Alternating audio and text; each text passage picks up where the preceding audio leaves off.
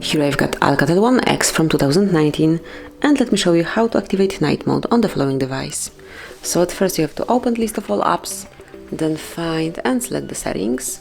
Here you should pick display, and now locate and click on night mode. It's right here. So if you would like to activate it right now, just click on manually enable, and now as you can see it's active. You can change the temperature if you want to, so you can pick some warmer or cooler colors, it's up to you, just personalize it in accordance to your needs, and then you can switch off night mode by tapping on the same switcher as you activated it.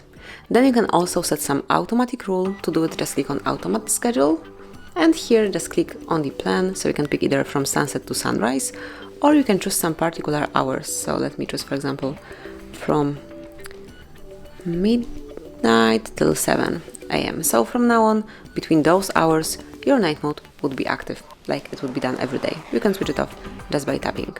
If you would like to activate it quickly, just slide down the upper bar, locate night mode, and then tap once to activate it. As you can see, it is active. Then you can turn it off the same way, just by clicking. So this is it, that would be all.